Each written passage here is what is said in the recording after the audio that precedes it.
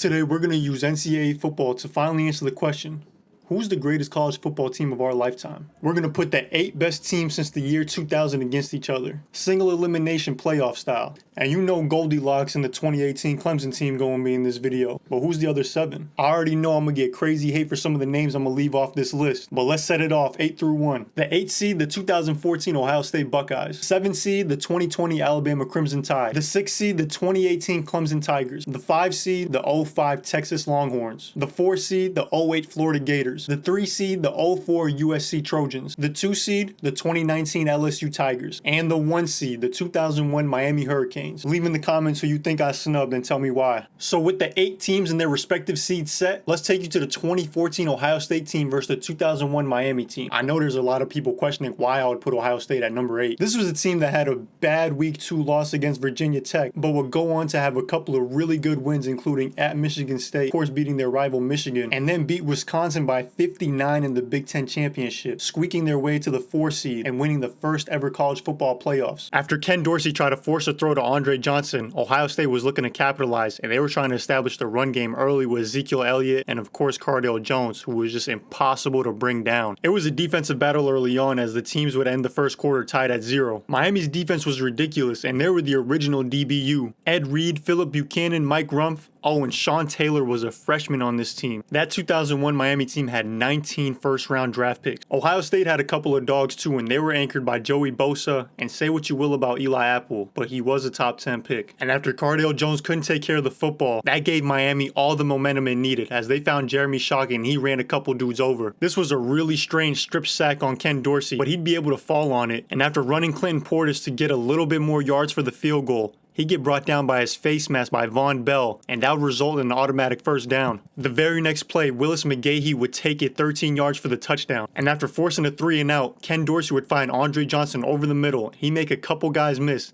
and take it the distance 58 yards to give Miami the 11-point lead just before the half. It was really a coin flip with the 1 and 2 seed with Miami and LSU, but what gave Miami the edge was this song that they made in the 2001 season. Miami boys, Miami boys, Hurricanes, no, we on our way to the Rose Bowl. This is no good, it can't show. No one, can't fans have some fun. No. Now let's take you to the 2020 Alabama team versus the 2019 LSU team. That 2019 LSU team had the greatest offense I've ever seen. Joe Burrow throwing to Justin Jefferson and Jamar Chase, and the defense was no joke either. Freshman year Derek Stingley is probably the best cornerback I've ever seen in college, but Alabama was doing a great job of holding the LSU to field goals, and Najee Harris was going to show that he's a dog. There's probably 3 or 4 Alabama teams that could have made this list, including the 09 and 2012 team, but I chose this team because how good their offense was. Mac Jones was a Heisman finalist, and Devontae Smith won the Heisman that season, and Jalen Waddle was the number 2 receiver. They had 6 players drafted in the first round that season, 3 of which were top 10 picks, and Joe Cool would continue to try to find his favorite target, Jamar Chase. He was a security blanket for him all day long. But again, Alabama would hold, and they'd force him to another field goal. Mac Jones was trying to get something going, and he'd look to his favorite target, Devontae Smith, but he'd get intercepted. And then Joe Burrow would drop back to pass and look deep for Justin Jefferson, but Josh Joe would get it right back for his team. I thought it was going to be 9-7 when Jalen Waddle got behind the defense, but he dropped it. And this was when LSU was just starting to run away with it. Derek Stingley would break up this pass meant for Devontae Smith, and they were hounding Mac Jones all game long. LSU was holding Alabama to -4 yards in the second half, and Mac Jones and the 2020 Alabama team could only look to the ground as they got embarrassed by LSU 29-7. After the 1 and 2 seeds handled business, let's see if the 2018 Clemson team can upset the 04 USC team. This 2004 USC team is the second oldest team on this list, but if you've ever watched Reggie Bush in college,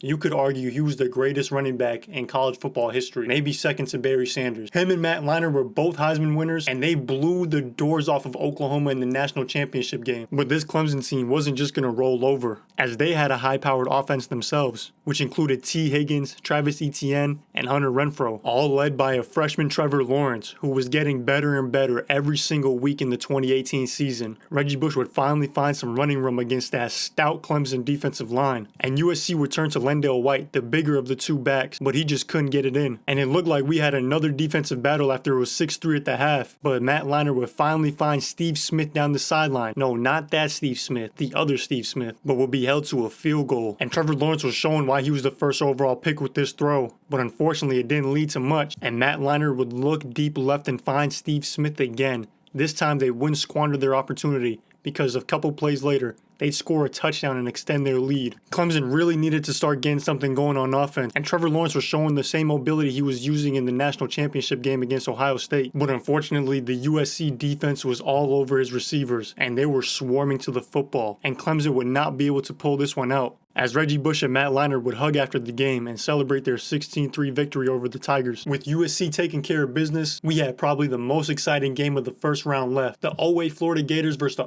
05 Texas Longhorns. The 2008 Florida team has to be the most interesting team in college football history. I mean, their quarterback was a Christian who was homeschooled most of his life, and he was throwing to a guy who was allegedly a murderer. They had Percy Harvin and Jeff Demps, who had Olympic speed. Literally. The Pouncey twins were anchoring the offensive line, and their defense was ridiculous. Joe Hayden and Janoris Jenkins were clamping down on the outside, with Brandon Spikes at the Mike backer and Carlos Dunlap rushing the quarterback. But unfortunately, Joe Hayden didn't clamp anything there, and he overjumped the route, and Swede would run up the sideline. However, Brandon Spikes a couple plays later would do a great job of rushing Vince Young, and he'd bring him down for the sack, and Texas would have to settle for a field goal, making it 10-0. Brian Orakpo did a great job of setting the edge here, and that would kill all Florida momentum, and Texas would get the ball back, but would give it right back to Brandon Spikes, who would intercept it. And now Florida has some great field position, and Tim Tebow would find Aaron Hernandez, who was just killing the Texas defense. Not literally, but ultimately Florida would have to settle for a field goal of their own and keep it to a one-possession game. After forcing Texas to a 3-and-out, Florida would drive all the way to the goal line behind Jeff Demps, but would ultimately have to settle for another field goal. Get in here! Hey, we got 30 minutes for the rest of our lives! 30 minutes for the rest of our lives!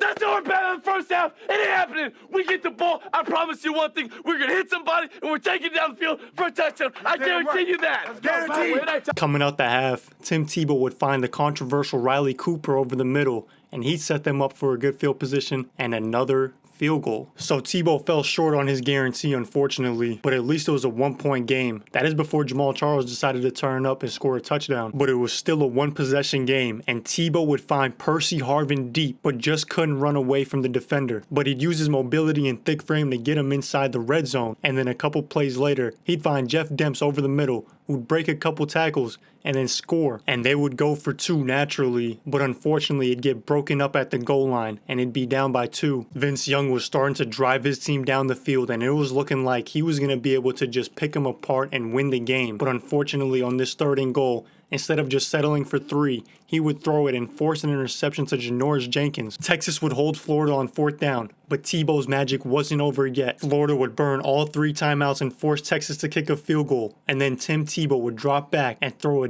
deep fade to Riley Cooper, who would catch it and bring it all the way inside the 20-yard line. And Tebow would try to go for the game a couple plays later, but would get broken up. And on 4th down with one last opportunity, Tebow would drop back but would get sacked by Brian Orakpo. But Texas had the 0-1 Miami team next. The semifinals were finally set. We have the 0-1 Miami team versus the 0-5 Texas team, and the 2019 LSU team versus the 0-4 USC team. Texas-Miami was underway, and this game started off terribly for Texas, but unbelievably for Miami, as Sean Taylor would intercept Vince Young's pass, which Miami would definitely take advantage of, and Clinton Portis would take this run all the way for a touchdown. And Miami wasn't done there, because they'd force Texas to a 3-and-out, and after Ed Reed initially muffed this punt, he'd pick it up and take it for a great return inside Texas territory, and Ken Dorsey just kept looking for his favorite target. Who else but Andre Johnson, who made this tiptoe catch on the sidelines, and Miami was up 10-0 at the end of 1, and was trying to get disrespectful in the second quarter as they went for a fake punt in Texas territory, but they'd get stopped. But Sean Taylor was all over the field and would get his 2nd interception of the day, and now Miami was in great position to try to get even more points before the half. But on back-to-back drives, Michael Huff would stop Miami himself with interceptions. Vince Young must have been thinking something crazy, because in the second half, he went demon mode and accounted for literally every single yard on this drive. He was single-handedly bringing Texas all the way down the field. He didn't want to throw to anyone. He didn't want to hand the ball off. He was just going to do it himself. This was the Vince Young that we were all waiting to see. This guy put the team on his back and literally ran for 75 yards on this drive. Texas was finally back in this game, and after they were forced to punt, Ed Reed's muffing problem continued and Texas would recover it in great field position. But unfortunately, Vince Young was hit as he threw it, and he threw it right into the hands of Jonathan Vilma, who is wearing the wrong number, I know that. But he returned it all the way for a touchdown. On 4th and 6, this game looked like it was over as Vince Young threw it short of the sticks. But as he was getting tackled, he get brought down by his face mask, and Texas was able to close the lead with a Jamal Charles pitch for a touchdown. On 3rd and 2, this looked like the biggest stop of the game, but a questionable pass interference call would extend Miami's drive. That must have been a makeup call for the 2002 National Championship, as Miami would go on to score and win this game and advance to the final round. These were two of the most exciting offenses in college football history coming to a clash, and Clyde Edwards-Helaire was setting the tone early. I was expecting the most from both teams, and on 3rd down, Joe Burrow would find Terrace Marshall Jr., who would take it all the way down to the 5-yard line. And of course, Joe Burrow would play action pass, and he'd find his favorite target, Jamar Chase, in the end zone to give him an early lead. Matt Leinart looked to answer right away as he looked deep for Steve Smith, but unfortunately he couldn't connect. And then Joe Burrow would find Terrace Marshall again, this time for a touchdown to give him the 2-touchdown lead. And the LSU defense was swarming Matt Leinart, as their offense couldn't get anything going and they'd go into the half down 14. LSU's offense, on the other hand, was clicking, and Clyde Edwards-Helaire was continuing his tear from the first half. After Joe Burrow would throw an interception to kill the drive, Matt Leinart clearly didn't want the football as he just gave it up after getting popped. And while all eyes were on Jamar Chase and Justin Jefferson, Terrace Marshall was going on a tear and scoring his second touchdown. And then speak of the devil, Justin Jefferson gets in on the fun, and he scores the final touchdown of the game as LSU goes on to blow out USC. The championship game was set. The 0-1 Miami team versus the 19 LSU team, 1 versus 2. And this game would most definitely not disappoint, as it would be the best game of the entire tournament.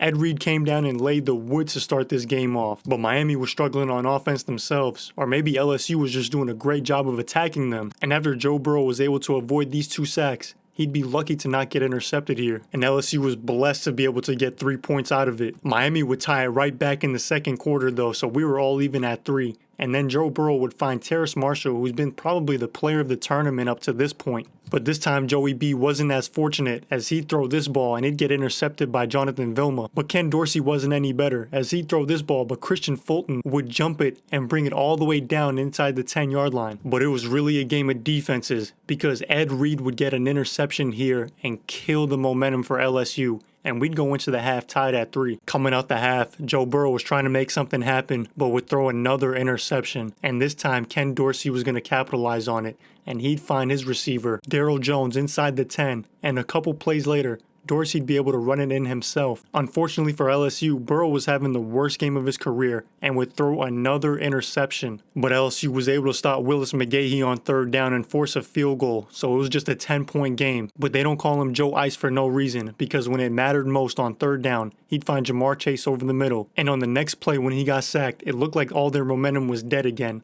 But he'd keep his cool and find Terrace Marshall down the middle of the field for a 1st down. Justin Jefferson would get in on the action and get him down all the way inside the 5. And then on 3rd and goal, Joe Burrow would find his trusty target Terrace Marshall to cut the lead to 3. This is just where it starts to get good. On 4th and 2, he would get hit as he throws it, but they would get the 1st down. And on the next 4th and 2, Clyde Edwards-Helaire would just be able to get enough. And then Joe Ice would throw the go-ahead touchdown in the 4th quarter with just under a minute to go. But Miami had all their timeouts and weren't done yet, and they'd find Andre Johnson over the middle to get him down to the 40. On 3rd and 10, they'd find Jeremy Shockey in the flat, who'd be able to get past the sticks and into LSU territory. And on the last play of the game, Ken Dorsey would drop back and throw it as far as he could. But it'd be incomplete, and the 2019 LSU team was officially the greatest team of the 2000s.